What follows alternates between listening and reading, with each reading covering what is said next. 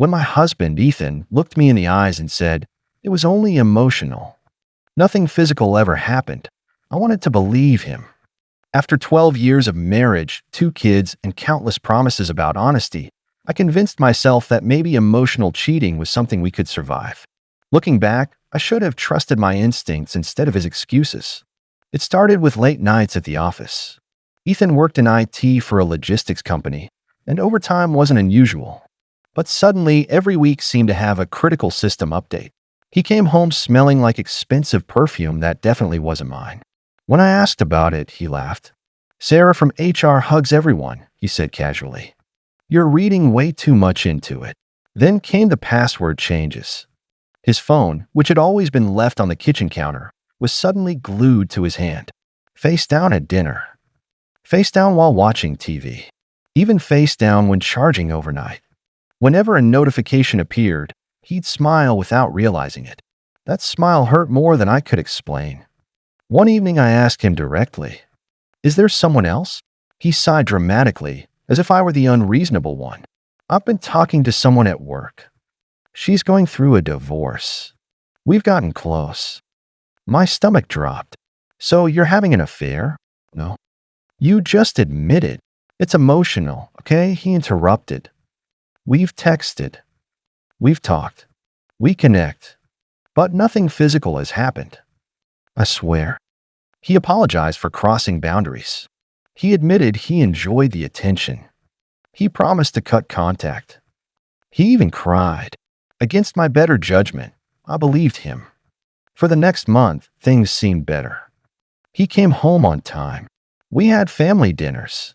He started complimenting me again. I told myself we were healing. Until our neighbor knocked on my door.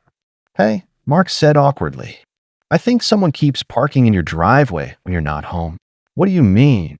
"I've noticed a gray SUV a few afternoons this month. Thought maybe you had visitors." We didn't. Ethan worked downtown. I worked mornings at a dental office and usually got home around 3. The timing made no sense. I thanked him and tried to ignore the growing knot in my stomach. That evening, I casually asked Ethan if anyone had stopped by. "No." His answer came far too quickly. The next day, I remembered something. When we bought the house 3 years earlier, the previous owners had left behind a security camera mounted above the garage. We rarely checked it because nothing ever happened. I opened the app. The footage automatically saved recordings for the past 30 days. My hands started shaking as I scrolled backward. Monday. Nothing. Tuesday. Mailman. Wednesday. At exactly 1:17 p.m., a gray SUV slowly pulled into our driveway. A woman stepped out. Long blonde hair. Blue blazer. She walked confidently to the front door without knocking. Seconds later, the front door opened. Ethan welcomed her inside. He wasn't supposed to be home. The timestamp showed they stayed inside for nearly 2 hours. I couldn't breathe. Maybe there was an explanation. Maybe she'd forgotten something. Maybe they were discussing work. I clicked another day. Friday. Same SUV. Same woman. Same routine. This time they stayed nearly 3 hours. Then I noticed something that made my blood run cold. Before entering the house, she looked around the neighborhood. Not casually. Carefully. Like someone checking whether they were being watched. My chest tightened. This wasn't 2 co-workers having coffee. This looked planned. Deliberate. Secretive. I kept watching clip after clip. Different days. Same woman. Always arriving after I left for work. Always leaving before I got home. Every single visit matched the exact dates Ethan had claimed he was working late or taking personal time. His emotional affair suddenly didn't seem so emotional anymore. But the moment that shattered every remaining piece of trust wasn't inside the house. It happened when they walked back outside. The recording showed Ethan walking her to the gray SUV. For a few seconds, they stood talking. Then she reached up and straightened his collar. He smiled. Not the polite smile he gave coworkers. The smile I hadn't seen directed at me in months. A second later, he wrapped his arms around her. She kissed him. Not on the cheek. Not a quick goodbye. A long, unmistakably romantic kiss. Then another. I froze. The man who had looked me in the eyes and sworn it was only emotional had just erased every excuse with one security camera recording. I replayed the clip 3 times, hoping my eyes were somehow lying. They weren't. I copied every video onto a flash drive and sent backups to my email. Then I waited. That evening, Ethan walked through the front door, carrying takeout.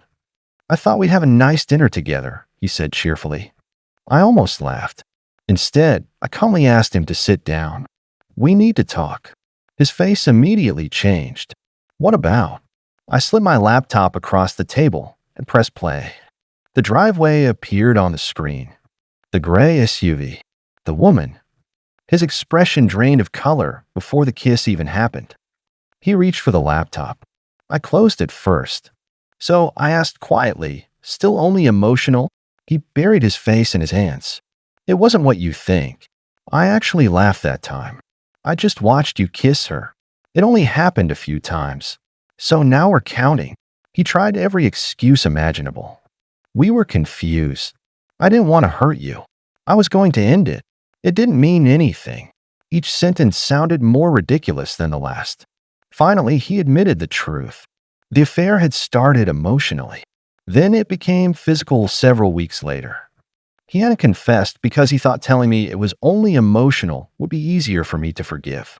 Instead, he had lied repeatedly while inviting her into our home. Our home. The place where our children slept. That hurt more than the affair itself. I told him to pack a bag and leave. He begged. He cried. He promised counseling.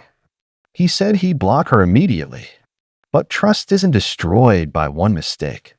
It's destroyed by hundreds of small lies that lead to one undeniable truth. The next morning, I contacted a lawyer. Within days, I changed the locks. Friends and family eventually learned what had happened.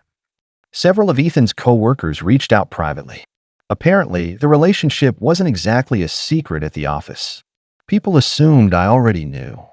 One coworker even admitted they'd seen them holding hands in the parking garage weeks earlier. The hardest part wasn't ending the marriage. It was realizing how many opportunities he'd had to tell the truth and chose not to. Months later, during mediation, Ethan quietly admitted something that stuck with me. "I thought if you never saw proof, maybe we could move past it." That sentence explained everything. He wasn't sorry he cheated. He was sorry I had evidence. Today, my life looks very different. The divorce is finalized. The kids are adjusting well. I've learned that peace is worth far more than pretending everything is fine. Sometimes people ask whether I regret checking the security camera. Not for a second. Because that footage didn't ruin my marriage. It revealed the truth about a marriage that had already been broken. If someone has to insist over and over that nothing happened, while hiding their phone, changing their routines, and making you question your own instinct, pay attention. Trust is built through honesty, not reassurance. And sometimes, the smallest camera quietly records the biggest lie of your life.